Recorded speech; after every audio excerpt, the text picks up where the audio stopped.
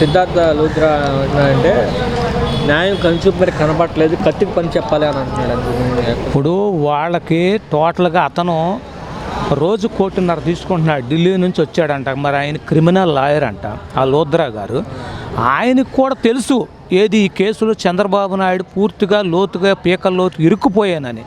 కాకపోతే ఆయన ఏంటంటే కనుసూపు మేర న్యాయం కనపట్టలేదని అంటే న్యాయం అన్యాయం చేసింది ఆ ప్రభుత్వం.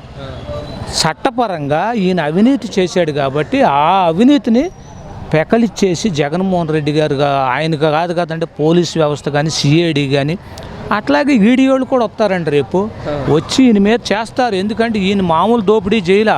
పోలవరంలో చేశాడు, టిట్కో ఇళ్లలో చేశాడు, లోకేష్ ఫైబర్ నెట్లో చేశాడు, ఈయన స్కిల్ డెవలప్మెంట్లో చేశాడు, రాజధాని ఇన్నర్ రింగ్ రోడ్లో కూడా అవకతవకలు జరిగినాయి. అవన్నీ విచారణ చేయాల్సిందే. ఎవరు చట్టాన్ని తప్పించుకోలేరు కదండి. ఈయన ఆకాశం నుంచి వరపుత్రుడు కాదు, ఈయన దిగొచ్చాడే ఏంటండి. ఆయన సాటి మనిషే కదండి. మనకు ఒక న్యాయం ఆయనకు ఒక న్యాయమా? ఇది కరెక్ట్ కాదు కదండి. చంద్రబాబు నాయుడు కోర్టు ద్వారా ఎదుర్కోమనండి. ఎదుర్కోకుండా నేను 45 సంవత్సరాల ఇండస్ట్రీ అని 27 స్టేలు తెచ్చుకున్నాడు. ఎందుకు తెచ్చుకున్నాడండి?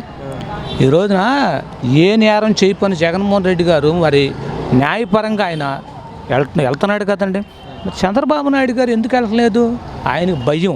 ఆయన చేశాడు కాబట్టి ఇవన్నీ ఎక్కడ బయటపడతాయని ఆయన ఏదో ఒక రకంగా ప్రాణహాని ఉందని, అది ఉందా ఇది ఉందని చెప్పని పెద్ద పెద్ద కోట్ల రూపాయలు ఇచ్చి లాయర్లను పెట్టుకొని ఇట్లా చేస్తున్నాడు. కానీ ఇందులో ఏ మాత్రం కూడా ఆయన తప్పించుకోలేడండి చంద్రబాబు నాయుడు గారు. ఎందుకంటే మేము చెప్పగలుగుతున్నాం, ఆయన జగన్మోహన్ రెడ్డి గారే కాదు ఇంకొకళ్ళు ఎవరికైనా సరే ఒకే న్యాయం కాబట్టి చంద్రబాబు నాయుడు కూడా న్యాయస్థానం అనేది కఠినంగా శిక్షిస్తుందండి. అది అంటే ఇప్పుడు టీడీపీ పార్టీ పరిస్థితి ఏంటంటారు?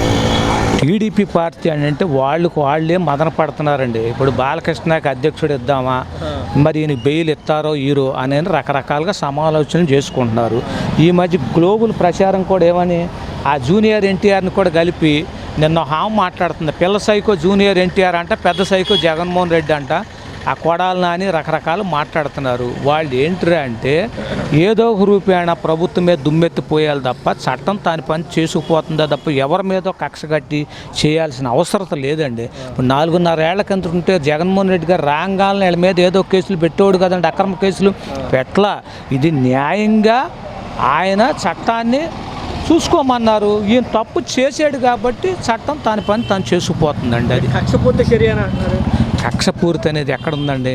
ఎందుకు ఉంది? ఇది న్యాయం. ఇప్పుడు ఆయన డబ్బు తీసుకుంది లేదన్నది పూర్తి సాక్ష్యాధారాలతో సహా ఆ సిఐడి చీఫ్ సంజయ్ కుమార్ గారు కూడా చెప్తున్నాడు. ఈయన పక్కాగా ముడుపులు తీసుకున్నాడు అని నిరూపించుకోమానండి. కోర్టులు ఉండేవి కదా. మొన్న అరెస్ట్ చేసినప్పుడు కూడా కోర్టు ద్వారా తెలుసుకుంటాను అన్నాడు చంద్రబాబు నాయుడు గారు. ఇప్పుడు కూడా న్యాయస్థానాలు ఉండేవి కాబట్టి నమ్మకం ఉంది కాబట్టి కోర్టు ద్వారా చూసుకోమన్నాడు. తప్పేముంది? అన్యాయంగా ప్రభుత్వం ఎందుకు చేస్తుందండి? అది గమనించాలి.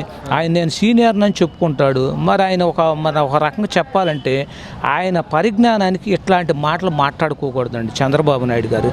న్యాయపరంగా ఎదుర్కొని చట్టాన్ని గౌరవించి ఆయన ఎదుర్కొంటే బాగుంటుందండి. అది